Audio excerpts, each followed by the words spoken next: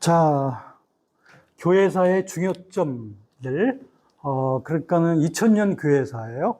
2000년 교회사에 있어서 정말 중요한 지점들입니다. 아시다시피 역사라고 하는 것은 살아있는 거예요. 역사란 그냥 지나간 기록이나 지나간 사건이나 인물의 어떤 그런 기록만이 아니라 역사가 역사적이 된다고 하는 것은 살아야서 나에게 의미가 주어지기 때문에 그래서 역사적이 되는 거죠. 그렇죠? 지나간 모든 일들이 다 역사가 아니잖아요. 나한테 의미가 주어지는 것만이 역사가 되는 거예요. 그래서 독일어에서도 보면 히스토리라고 하는 것도 있지만 게식테라고 하는 말이 있어요. 의미적인 역사를 말하는 거겠죠. 그래서 그러면 그동안 이렇게 편집되어진 교회사라고 하는 것은 다 우리에게 의미를 주기 때문에 교회사로 편집이 된 거예요. 그죠? 2000년 동안 있었던 모든 일을 팔만, 대장경만 그렇게 늘어놓는다고 해서 그거 다 역사가 되는 게 아니고 우리한테 의미가 주어지는. 그러면 그러면 이제 역사가 나에게 살아서 나한테 이제 말을 하는 거지. 역사가 나한테 말을 하는 거. 그러면 교회사라고 하는 것은 사실 하나님과 하나님에 대한 세계를 이해함에 있어서 제일 텍스트북이 된다고 하는 건 성경이에요. 그죠? 성경을 대체할 만한 것은 없을 겁니다. 그런데 성경 말고 또 하나님이 하신 일들, 또 하나님이 하시는 일들에 대한 것을 우리가 증거로서 찾을 수 있는 그런 좋은 자료가 이 교회의 역사입니다. 교회의 역사이고 또 개인적으로 보면 개인의 간증 이런 것도 하나님이 하신 일에 발자취잖아요. 그러면 교회의 흐름 속에서 하나님이 하신 일들 이런 것들을 의미를 주는 것들을 뽑아낸 것이 바로 교회사가 되는 거예요. 그래서 교회사에는 중요한 우리가 의미가 딱딱 닿는 우리 현대 크리스천들에게 의미가 주어지는 아주 중요한 점들이 있다. 그런 것들을 한번 살펴볼게요. 우선 교회사의 중요점들 중에 우선 그 위에 보면은 세 개의 교회가 있죠. 세 개의 교회가 거기 보면은 뭐예요? 정교회가 있고 그 다음에 가톨릭 교회 있죠. 그 다음에 개신교회가 있습니다. 네. 요것은 뭐냐면 지금 오늘날 기독교라고 하는 이름으로 전 세계에 퍼져 있는 커다란 그 기독교의 그 조류 중에 대표적인 게 세 가지. 물론 수많은 교단들이 있다 손치더라도 다 이 세 부류 속에 거의 들어갑니다. 이 부류 속에 다 들어가. 거기에서 가지를 친 것들이기 때문에. 자, 그러면 이 세 교회, 정교회, 오토독스 처치라고 하죠. 오토독스 처치, 정교회. 이것은 주로 오늘날 동부 유럽이나 러시아, 오늘날 그 전쟁 중에 있는 우크라이나, 이런 지역이 전부 다 정교회입니다. 제가 이번 1월달, 2월달에 가게 될 곳이 동부 유럽의 몰도바라고 하는 곳인데, 거기도 역시 정교회가 국교회야. 어떤 신혼부부들이 신혼여행을 이제 가려고 몰디브를 딱 계획을 하고선 했어.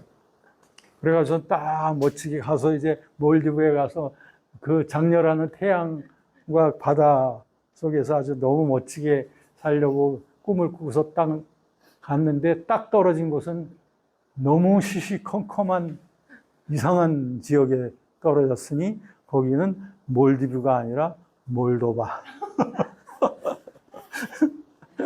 몰도바 가기도 힘든 곳이야. 우크라이나, 불가리아 바로 옆에 있는 조그만 나라 몰도바. 네, 이런 지역들이 전부 다 정교회 지역입니다. 그런 정교회 국교로 하고 있습니다. 그다음에 가톨릭 교회는 아시다시피 로만 캐톨릭 처치죠. 우리나라에서는 뭐 천주교회라고도 또 말을 하지요. 그것이 이제 가톨릭 교회. 그다음에 개신교회. 영어로는 프로테스탄트. 프로테스탄트라는 말이 그리 좋은 말은 아니야. 프로테스트 한다는 거 대항하고 한다는 거야. 이 프로테스탄트라고 하는 말이 이 개신교에서 직접 지은 게 아니라 개신교를 공격하고 비난하는 사람들이 지어준 이름이죠. 그렇지만 그게 이제 고유명사가 돼서 우리는 지금 계속 사용하고 있죠. 근데 어떤 분들은 왜 개신교라고 말합니까? 그냥 기독교라고 말하면 다 되는 거 아닌가요? 라고 말하는데 여기엔 조금 우리가 이해의 폭을 조금 넓혀야 될 이유가 있는 것이 기독교라고 하면 크리스천 처치를 말한단 말이에요. 영어로 그대로 표현하면 기독교라는 건 그리스도의 교회라요. 크리스천 처치예요. 그럼 크리스천 처치라고 하는 것은 그리스도를 믿는 종교는 크리스천 처치라고. 그러면 정교회도 다 예수 그리스도를 믿지요. 가톨릭 교회도 예수 그리스도를 믿지요. 그러니까는 다 크리스천 처치라고. 그러니까는 그런 점에서 우리가 이해를 한다면 기독교 하면은 정교회, 가톨릭 교회, 개신교회를 다 포함하는 예수 그리스도를 믿는 종교를 표현하는 것을 기독교라고 말하는 것이 학문적이에요. 학문적이라고. 그런데 두 번째, 그럼에도 불구하고 우리 한국에서는 개신교를 전부터 기독교라고 많이 말해왔어요. 그리고 가톨릭 교회는 뭐라고 말을 했죠? 천주교라고 말을 해왔어요. 그 헷갈리는 거야. 왜 이런 일이 생기게 됐냐 하면은 우리나라에 우선 예수 그리스도를 믿는 종교가 처음 들어올 때에 그것은 개신교가 아니고 천주교가 가톨릭 교회가 먼저 들어왔거든. 그래서 벌써 18세기, 19세기에서부터 중국을 거쳐가지고 이렇게 가톨릭 교회가 소개가 많이 되어졌단 말이죠. 그랬을 때 중국에서는 그 기독교의 하나님을 표현하기를 적당한 말이 없어서 상제라고도 표현하고 또는 천주, 하늘의 주, 천주라고 많이 말해서 중국에서는 그래서 가톨릭 교회를 갖다가 천주교회라고 말을 많이 했는데 그래서 그 천주교회를 우리나라에 들어오게 됐기 때문에 가톨릭 교회를 천주교회라고 말하게 됐단 말이에요. 그러면 개신교는 한참 후에 이제 들어왔단 말이에요. 19세기 말에 돼서나 개화기 때 개신교가 이 땅에 들어오게 됐단 말이에요. 그랬을 때에 이미 이 땅에 천주교는 있어요. 그죠? 로마 가톨릭 교회는 있단 말이죠. 그런데 이제 개신교가 들어왔을 때, 그 개신교를 갖다 처음, 뭐 개신교라고 말할 필요가 없었고, 그냥 기독교라고 말하기 시작한 거예요. 그래도 비교가 됐죠. 천주교하고 비교가 됐던 거예요. 그래서 천주교냐, 기독교냐. 이런, 어떤 통념적인 그런 사용이 그때부터 되어진 거예요. 그러다 보니까 기독교 하면은 개신교를 지칭하는 것으로 이렇게 우리나라 사람들은 이렇게 이해되고 있는 거예요. 그렇지만 학문적으로는 구분을 줘야 돼. 학문적으로는 기독교라고 하면 크리스천 처치이기 때문에 이 세 가지가 다 기독교라고 표현하는데 무리가 없다 이 말이에요. 무슨 말인지 아시겠어요? 그러니까 이거는 그렇기 때문에 이제 개신교라고 말해야지 기독교라고 말하면 안 돼. 막 자꾸 이런 식으로 하면 잘 이해 못하는 사람들이 이해를 못하면 어떻게 되죠? 오해를 합니다. 그죠? 이해를 못하면 오해를 하니까 그렇게 오해 사는 일을 하면은 덕이 안 되는 겁니다. 그러니까는 잘 모르시는 여기에 대한 이해가 없는 분에게는 그냥 기독교라고 말해도 되죠. 그죠? 그래도 개신교라고 이해할 테니까. 잘 이해가 돼요? 이해가 돼요? 네, 잘 이해가 되죠? 이해가 돼요, 자매? 확실하게? 남한테도 좀 설명할 수 있을 것 같아. 설명할 수 있어야 돼. 그래야 돼. 자, 여기에 대해서 지금 세 가지 커다란 세 개의 종교에 대해서 말했어요. 다 그리스도를 믿는 거예요. 그런데 이제 물론 믿는 길이 많이 틀려. 믿는 길이 틀려. 그렇기 때문에 가톨릭 교회도 뭐 기독교냐? 가톨릭 교회는 이단이다. 뭐 이런 말이 나오는 것은 그 이유는 믿는 길이 우리하고 많이 틀리기 때문에 제대로 믿는 게 아니다라고 하는 뜻에서 그렇게 말하는 거지. 그들이 예수 그리스도를 믿지 않는 것은 아니다. 라고 말하게 됩니다. 자, 이제 여기에 대한 이해가 됐으니 이제 그 다음 밑에 쭉 직선을 보십시오. 직선에 보면 굵은 직선이 있으면서 그 밑에 시대 구분이 딱딱딱 되어 있습니다. 시대 구분이 몇 수로 되어 있냐면 5수로 되어 있습니다. 고대교회, 중세교회, 종교개혁교회, 근세교회, 현대교회. 네, 이렇게 시대 구분을 해 놓았습니다. 그런데 이 시대가 구분되어지는 데는 그 당대에는 시대 구분이라는 게 있을 수가 없어. 그 당대에는.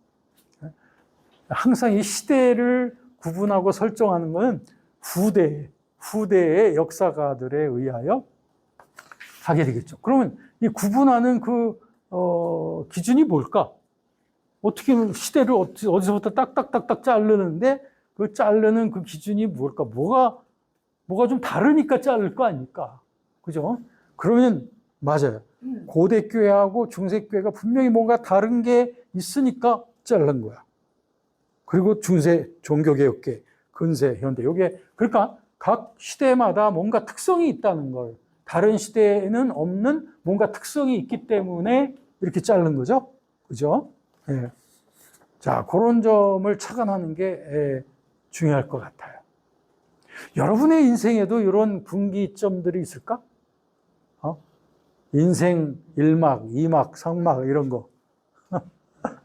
네? 있어요? 몇 막까지 나갔어요? 자, 만약에 한 3막 정도 됐다. 그러면은 그 각 막마다 특성이 있는 거지. 그지? 그죠? 다 나름대로의 특성이 있기 때문에 그렇게 시대 구분을 한 거란 말이에요. 2000년 교회 역사 속에도 이런 시대 구분이 있게 되더라 하는 거예요. 그런데 여기 그 꼭지 세모 역삼각형이 2개가 보여요. 그 역삼각형이 말하는 게 뭐냐 하면 그때 교회가 딱딱 갈라진 거야. 처음에 하나인 제도였던 교회가 600년에서 1500년 사이, 그게 정확히 말하면 언제냐면 11세기야. 더 정확히 말하면 1054년. 그때 둘로 딱 갈라졌어. 그게 뭐냐면 동방, 서방으로 나눠졌는데 동방이 바로 정교회고 서방이 가톨릭교회. 그때 둘로 쫙 나눠졌습니다. 그러다가 이제 나눠진 가톨릭교회에서 쭉 몇 세기 정도 나오다가 가톨릭교회에서 또 한 번 딱 나눠지게 됐으니 그게 바로 16세기의 종교개혁으로 말미암아 그때 가톨릭교회와 개신교회가 나눠졌다. 오케이? 자, 다시 한번 말할게요. 처음에 교회는 하나의 제도였었으나 11세기 때에 동방, 서방으로 나눠지면서 정교회와 가톨릭교회로 나눠졌다. 그러다가 그 서방 가톨릭교회에서 16세기 때에 분열이 일어남으로써 그때 종교개혁이 16세기에 이루어지게 됐다. 그래서 개신교의 출발은 이때부터다. 됐죠? 이해돼요? 이해가 잘 되죠? 자, 거기까지 됐으니까 이제 강론으로 들어가야 되는데, 강론으로 들어가기 전에 혹시 지금까지 했던 내용 중에 질문이 있으면 하십시오.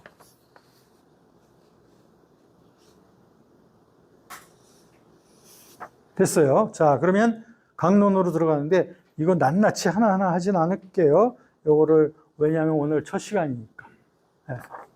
자, 이 고대교회 때 고대교회란 예수님이 부활 승천하시고 예루살렘에 성령이 강림하면서부터 교회가 시작이 됐죠.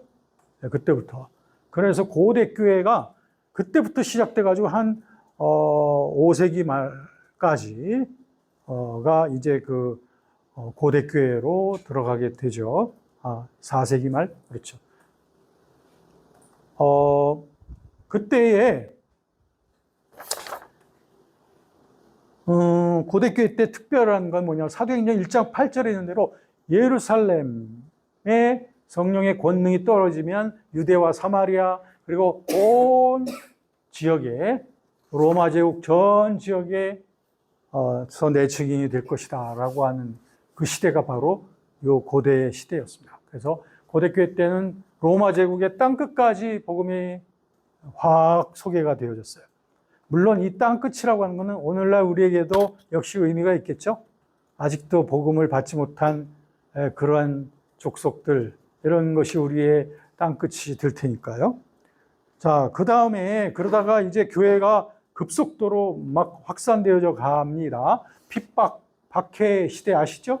그때가 그 시대였는데 그러다가 마침내 콘스탄틴 황제가 로마 황제죠. 콘스탄틴 황제가 313년에 밀란의 칙령을 베풀므로 말미암아 로마 제국 전체에 기독교가 공인되었어요.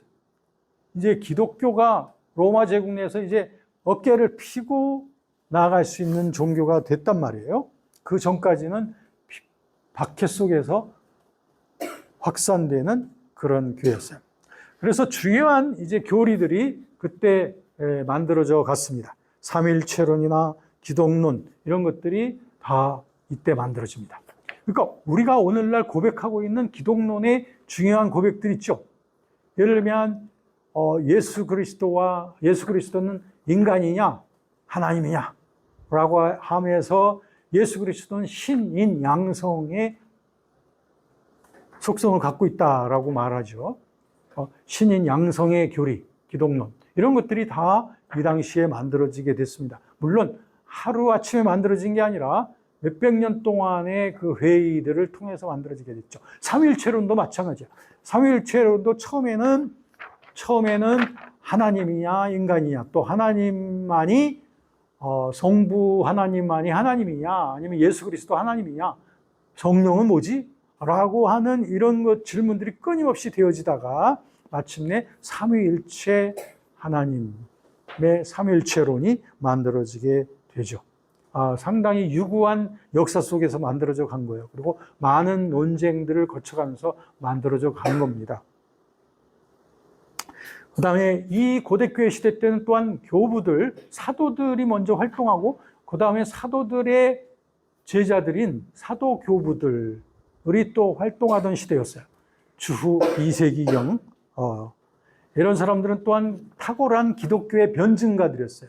그래서 기독교의 복음을 이방 세계에 변증적으로 전하는 임무를 갖고 있는 사람들이었고 또 기독교의 최초의 이단들이 이 시대 때 많이 일어납니다. 그러니까 오늘날 우리가 주변에서 보고 있는 이단들의 고전적인 샘플들은 다 이때 있었어. 네, 네. 우리가 아무리 우리 주변에 이단들이 많아도 그 이단들의 유형이라는 게 있어. 유형. 그 유형을 거슬러 올라가면 역사 속에 그 유형들이 이렇게 나오는데 그 원류는 어디에 있냐면 이 고대교회 때 다 있어요. 이런 거를 보시면은 너무너무 재밌지. 너무 재밌어. 그러면 여기서 뭘 알게 되냐면 그러면 우리 주변에 있는 이 이단이 고대교회 때 이런 이단하고 아주 비슷하네.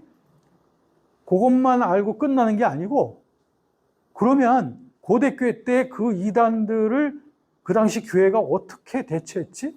어떻게 물리쳤지? 라고 하는 것까지도 배우게 되는 거예요. 그러면 우리는 오늘날 그 이단들을 어떻게 상대해야 되는 걸까? 라고 하는 지혜를 얻게 되죠. 이게 하나의 역사의 교훈이죠. 역사의 교훈으로. 고대교회 때에 또 중요한 신학자요 교부인 사람이 어거스틴입니다. 이건 뭐 너무너무 중요한 분이라서 아마 기독교 2000년 역사 속에서 절대 빼놓아서는 안 될 인물 10명을 뽑으라고 하면 반드시 들어갈 거야. 5명으로 한번 압축해봐라 해도 들어갈 수 있을 만해. 어거스틴. 그 정도로 아주 중요한 인물이에요. 어거스틴. 자, 이렇게 고대교회에 중요한 포인트들이 있는 거예요. 이런 거에 대한 그 질문들이 자꾸 생기면 좋을 거야. 그러면 이제 이거에 대해 공부에 대한 동기가 생기는 거죠. 야, 그때 그 2000년 교회사에 대해서 그냥 1시간 동안 압축해가지고 얘기했는데, 그거 좀 더 알고 싶다. 이런 게 자꾸 생겨야 되는 거예요. 자꾸 생겨야 돼. 자, 그러면서 이제 중세교회로 들어가는데, 중세교회는 왜 중세교회냐면, 교황의 권위가 막 강력해져 가는 시대예요. 그래서 고대교회하고는 이거 구분을 짓게 된 거예요. 네? 교황권과 관련돼요. 중세교회는. 보통 중세교회는 한 1000년으로 치고 있거든요. 한 1000년 정도. 종교개혁 일어나기 전까지. 한 1000년 정도를 중세교회라고 말해요. 그럼 중세교회 때의 키 포인트가 있다면 뭐냐? 몇 가지 찾아라. 중세교회 때의 핵심 몇 가지를 잡아라 하면은, 첫째는 동방과 서방교회로 나눠지죠. 몇 세기에? 11세기. 요게 갈등 관계고, 그 다음에 중세 1000년 동안 끊임없는 황제와 교황권 간의 알력 다툼이 있었어. 누가 더 세냐? 누가 실권자냐라고 하는 그 다툼이 1000년 동안을 계속 되어진 겁니다. 그 다음에 중세교회 때에 또 중요한 한 가지가 십자군 전쟁이었습니다. 십자군 전쟁을 통해서 또 중세의 변화가 또 많이 일어나는 것도 있어요. 십자군 전쟁은 굉장히 지루하게 진행되어진 전쟁이었습니다만, 어쨌든 중세 교회를 말함에 있어서 빼놓을 수 없죠. 그 다음에 스콜라주의 철학, 스콜라 철학이라고도 하고 스콜라 신학이라고도 하는데, 이게 중세 때에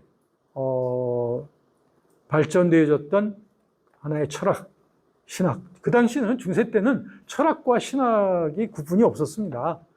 다 신학자들이 철학하는 사람들이고, 철학이 신학, 전부 다 그 당시에는 그게 구분이 안 돼 있었다라고 말할 수 있습니다. 그러니까 스콜라 철학이라고 말하든 스콜라 신학이라고 말하든, 이게 그럼 철학과 신학이 구분되어지기 시작하는 것은 종교개혁도 지나고 17세기 계몽주의 정도가 돼야, 그때 데카르트라든지 이런 사람들이 이제 드디어 인간의 이성에 대한 그런 그 권위를 주기 시작하면서부터, 그때부터 이제 철학의 영역과 신학의 영역이라는 것이 이제 구분이 되어지기 시작했을 뿐이지, 중세시대 때는 같았다. 그리고 중세 후기로 가면서, 중세 후기는 교황권이 점점 쇠퇴해져 가거든요. 왜 쇠퇴해져 가냐면, 하늘 높은 줄 모르게 올라가던 교황권이 쇠퇴되어지게 된 원인 중에 하나는 십자군 전쟁에서 패배했기 때문이에요. 기독교가 패배했습니다. 결국에 이슬람 세력들을 제대로 몰아내지 못하고 돈만 다 쓰고 힘만 다 빠졌어요. 그래가지고 교황이 그야말로 이제 이 빠진 호랑이처럼 돼버린 거예요. 그러자 그동안 교황에 대해서, 교황이 잘해서가 아니라 교황이 너무너무 권력이 많으니까 교황의 잘못된 거에 대해서 비판도 못하던 사람들이 이제 하나 둘 일어나서 막 교황에 대해서 손가락질하기 시작하는 거예요. 그게 바로 이제 중세 후기예요. 그때 르네상스가 일어나던 시대입니다. 르네상스는 문예부흥이라고 우리말로 말하죠. 르네상스라고 하는 것은 그 말 그대로 르네상스, 리뉴얼 무브먼트예요. 다시 말하면 갱신, 새롭게 하는 거예요. 다시 하면 어떻게 보면 중세 때의 교황권으로부터 찌들어져 있는 이런 미신과 그리고 교황의 권위주의로부터 탈피하기 위하여 사람들은 머리가 깨어있는 사람들은 고전을 연구하기 시작합니다. 옛 것으로부터 다시 지혜를 얻기 시작하는 거죠. 그래서 고전에 대한 연구를 통하여 이제 르네상스가 일어나기 시작합니다. 고전에 대한 연구뿐 아니라 예술계에도 혁명이 막 일어나게 되죠. 이런 것들이 결국에는 이제 교황권이 점점 쇠퇴해져 가면서 가능했던 것이고, 마침내 이 르네상스는 종교개혁의 길을 열어놓게 되었다. 그러니까 십자군 전쟁이 없었다면 교황권이 그렇게 쇠퇴해지기도 힘들었을 것이고, 또 르네상스가 없었다면 종교개혁자들이 교황권을 그렇게 효과적으로 대적할 수 있을 만한 그런 무대가 조성이 안 됐을 거예요. 이런 어떻게 보면 종교개혁하면 가장 종교적인 운동이지만 이 가장 종교적인 운동이 가능하게 됐던 것에는 여러 가지 세속적인 요인들이 거기에 합세했기 때문에 가능했던 거다. 그래서 마침내 때가 이름에 카이로스가 되어지자 종교개혁이 여기저기서 뻥뻥뻥뻥뻥뻥 터져나기 시작합니다. 아시다시피 중세시대는 그 로마 교황이 다스린다고 해서 신성 로마 제국이라고 하는 말이 있을 정도였습니다. 그러다가 이제 교황권이 점점 약해져 가고, 그러다 보니까 유럽 전체는 하나의, 중세시대 때는, 전성기 때는 유럽 전체가 하나의 커다란 제국이었어요. 그런데 이제 교황권이 쇠퇴해져 가자 거기에 대한 반발 운동이 일어나는데 이 지역 저 지역에서 막 일어납니다. 그러니까 여러 지역에서 막 일어나면서 전제주의적인 교황권에 대하여 막 반항 운동이 일어나게 돼서 이것이 종교개혁으로 이어지게 됩니다. 그래서 독일에서는 마틴 루터가 종교개혁을 성공시켰고, 또 스위스 제네바에서는 존 칼빈이 성공시켰습니다. 그리고 스빙그리 같은 사람은 스위스에서 종교개혁을 성공시켰으며, 그 다음에 존 낙스 같은 사람은 스코틀랜드에서 다 여기저기서 불쑥불쑥하고서 다 일어나기 시작합니다. 그러자 가톨릭 교회에서는 종교개혁이 막 여기저기서 일어나고 있는 것을 가만히 뒷짐치고 보고 있을 리가 없죠. 그러니까 큰일 났다. 야, 이거 막 댐에 그 구멍이 막 뚫어져가지고 여기저기서 막 물이 새고 있다. 빨리 이거 막아내야 된다 해서 막 여기저기서 일어나고 있는 이 개혁운동을 막아내려고 일어나게 된 운동이 반종교개혁이에요.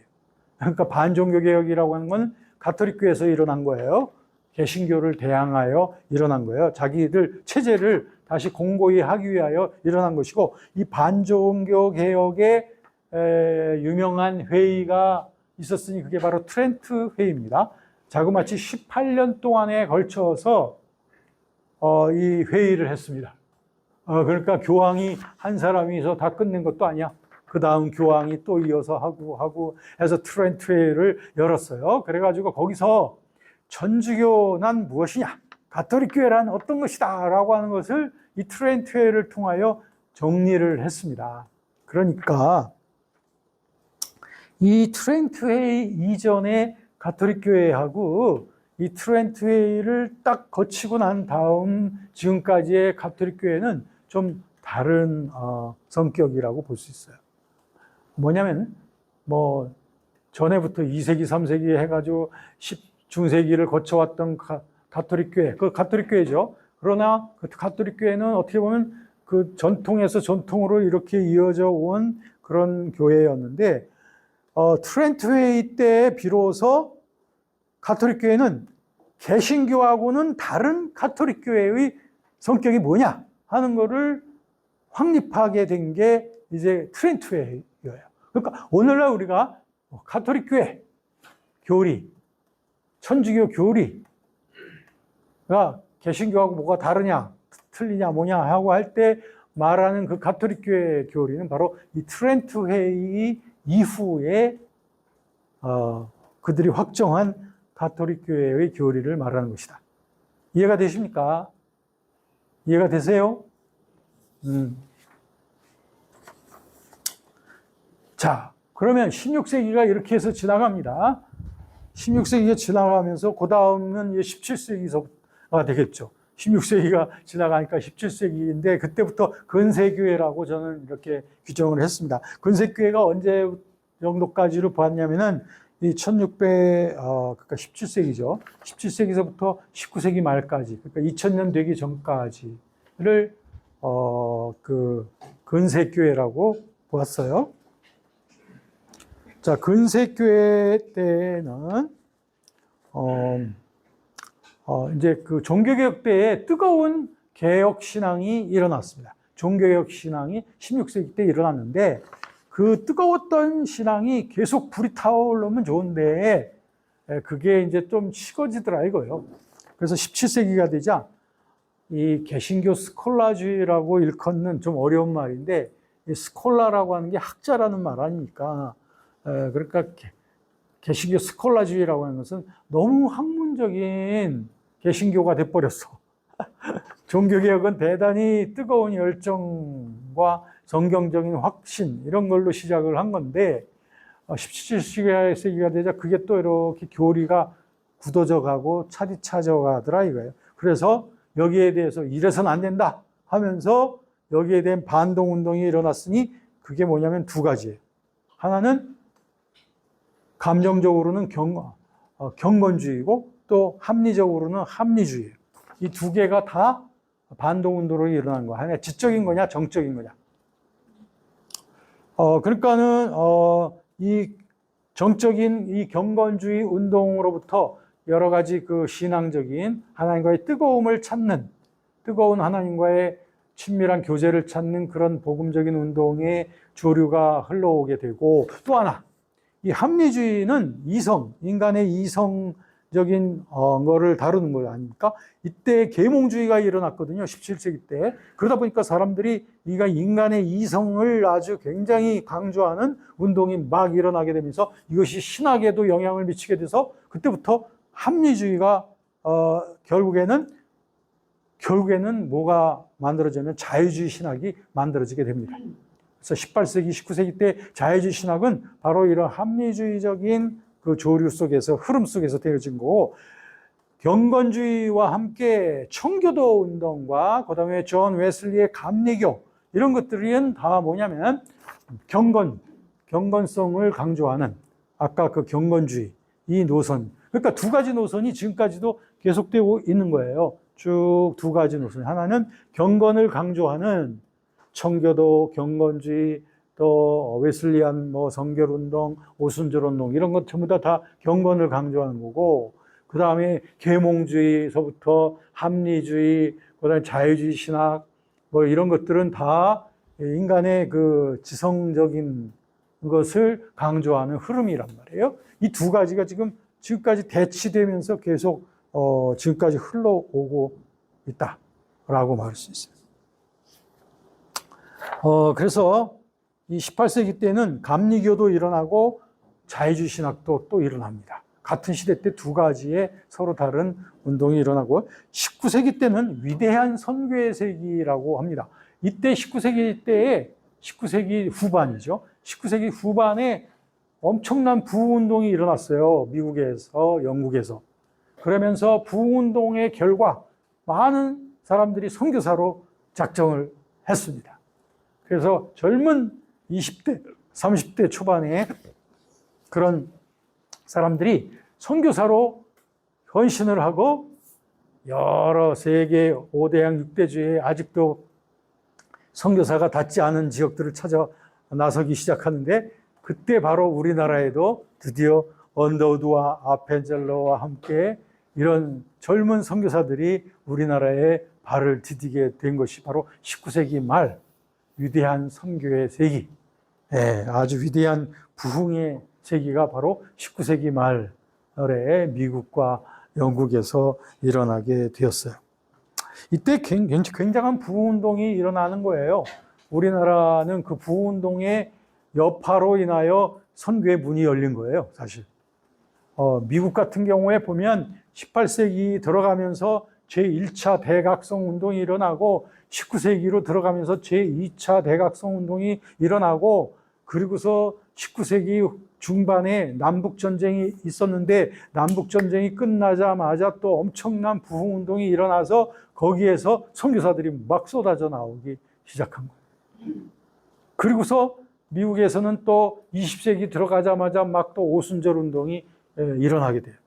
그러니까 어떻게 보면 미국이 어떻게 보면 개신교의 한 18세기 이후, 그러니까 미국의 이제 유럽으로부터 이제 유럽 사람들이 북미, 중미, 남미 지역으로 막 몰려오잖아요. 와가지고 인디언들 막 축출해 다니면서 거기다가 왕국들을 만들어 가는 그때, 그러니까 한 17세기부터 17세기 이후부터 이제 북미 지역은 좀 나중에 유럽 사람들이 조금 나중에 들어왔어요. 그런데도 어쨌든 17세기부터 18세기, 19세기, 20세기를 거쳐오면서 미국은 어떻게 보면 부흥운동이 계속 이렇게 거쳐오면서 또 한 번 폭발이 일어나고 또 한 번 폭발이 일어나면서 이렇게 되어졌다. 이렇게 보여집니다. 그래서 어떻게 보면 우리가 미국에 대해서 뭐 찬미, 반미 뭐 이런 말도 하지만 우리가 크리스찬의 입장에서 미국의 기독교를 바라볼 때에 미국의 기독교만이 해올 수 있었던 일들이 여태 있었구나. 이거는 다른 어떤 나라에서 흉내낼 수가 없었던 그런 일들을 미국의 기독교가 그동안 해온 커다란 발자취들이 있다는 거예요. 커다란. 왜냐하면 우리나라도 부흥운동을 추구할 때 그 모델들이 다 어디서 나오냐면 다 미국에서 일어났던 그 부흥운동의 모델들을 우리가 다시 또 추구하곤 하는 걸 볼 수가 있어요. 여기에 대해서는 지금 다 다룰 수 있는 시간은 아니지만 앞으로는 이런 얘기를 좀 시간 하게 될 겁니다. 자, 그러면서 이제 20세기로 들어오게 될 때에 20세기 때에 19세기까지 있었던 그 자유주의 신학이 너무나 파괴적이고 성서에 대해서 너무 고등비평을 일삼고 기독교의 전통적인 교리를 갖다 다 부정하고 하는 것에 대하여 반기를 들기 시작한 게 신정통주의예요. 근데 이제 신정통주의가 그렇다고 해서 복음주의냐? 그렇게까지 볼 수는 없지만 그래도 자유주의 신학으로부터 복음주의 신학으로 건너올 수 있는 교량 역할 정도는 해준 것이 신정통주의 신학이다. 그래서 칼 바르트라든지 에밀 브루너라든지 이런 사람들을 신정통주의의 인물들로 보게 됩니다. 그다음에 20세기 들어와서 아주 중요한 것이 뭐냐면 에큐메니칼 운동이에요. 에큐메니칼 운동이라는 건 뭐 교회 연합 운동인데요. 그 대표적인 게 WCC 아시죠? 세계 교회 협의회라고 해서 World Christian Council, World Christian Council of Church, World Council of the Church, World Council of the Church. 이거 다 녹음 지금 되고 있는데 이거 잘라야겠네. 그래서 세계교회가 1948년에 네덜란드 암스테르담으로부터 시작해가지고 계속 한 7-8년마다 계속 해왔습니다. 그래서 최근에는 2022년에 최근에 열렸고요. 그런데 이 WCC의 노선이 좀 복음적인 노선에서 벗어나 있다는 게 참 안타까운 거예요. 그래서 WCC에서는 자꾸 보편주의적인 거, 보편적인 신앙, 모든 사람들이 다 그냥 이렇게 보편적. 그러다 보니까 타 종교까지도 막 다 WCC 대회 다 옵서버로 다 이렇게 합니다. 그래서 2013년에 부산에서도 WCC 대회가 있었거든요. WCC 10차 대회가 부산에서 열렸어. 2013년에. 그때도 역시 마찬가지였어. 그때도 여러 그 타종교인들까지 다 들어오면서 모든 종교에는 구원의 길이 있다라고 하는 종교다원주의를 여전히 그들은 고수하고 있다는 게 커다란 아쉬움이에요. 20세기는 또한 은사적 기독교가 강렬하게 일어나는 시대였습니다. 그래서 20세기 초 미국에서 캔서스 토페카라고 하는 곳에서 1901년부터 찰스 파함을 중심으로 해서 방언에 대한 운동이 일어나게 됩니다. 그러다 그것이 1906년에 LA의 아추사 거리를 중심으로 해가지고 거기서 윌리엄 시무어라고 하는 흑인 목사가 또 중심이 돼가지고 또 방언을 강조하는 운동이 막 일어나게 돼서 그때부터 오순절 교단이 만들어지게 됩니다. 그때부터 이 오순절 교단은 계속 비약적인 확산을 하게 돼서 오늘날에 이르고 있습니다. 그래서 오순절 교단에도 많은 교파들이 있습니다. 우리나라에서는 오순절 교단의 가장 그 대표적인 것이 하나님의 성회, 하나님의 성회입니다. 즉 한세대학교도 마찬가지고 다 하나님의 성회에 여의도 순복음교회에 다 하나님의 성회예요. 그래서 오순절 교단들이 많이 있는데 그 중에서 가장 큰 세계적으로 가장 큰 교단이 하나님의 성회입니다. 그리고 조영기 목사님, 얼마 전에 돌아가신 이 조영기 목사님이 이 하나님의 성회의 세계 총회장도 하셨지만 어쨌든 오순절 신학을 빛낸 중요한 인물 중에 한 분이 세계적으로 볼 때 조영기 목사님을 빼놓을 수 없다라고 말할 수 있겠습니다. 그래서 지금은 어디를 가든지 특히 기독교가 지금 새로 시작되어지는 곳일수록 더 이런 그 오순절적인 교단들이 더 많이 급증하고 더 확산되고 있는 것을 볼 수가 있습니다. 그래서 그 오순절 은사적 기독교, 그러니까 성령의 은사를 매우 강조하는 오순절 교단을 포함한 여러 가지 은사적 교단들. 그 다음에 그 WCC하고 대치되는, WCC가 너무 어떻게 정치적으로 말하면 좌경화 뭐의 길을 가고 있다면 그 어떤 그 복음적인 연합의 세계적인 그 연합의 모임이 로잔 대회입니다. 그래서 로잔 대회는 1974년에 스위스 로잔에서 제일 먼저 열렸고 그 다음에 1989년 필리핀 마닐라에서 열립니다. 그리고 3차 로잔 대회는 2010년 남아공의 케이프타운에서 열렸고요. 드디어 며칠 후 2024년 9월 16일인가? 언제부터 한 주 동안 대한민국 인천 송도에서 로잔 4차 대회가 열립니다. 네. 그래서 이 로잔 대회는 WCC하고 뭐가 틀리냐? 한마디로 요약하면 구원이 예수 그리스도만 하고 물음표를 붙이면 그거는 WCC예요. 그리고 구원이 예수 그리스도만 하고 느낌표를 붙이면 그건 로잔 대회다. 이렇게 말할 수 있습니다.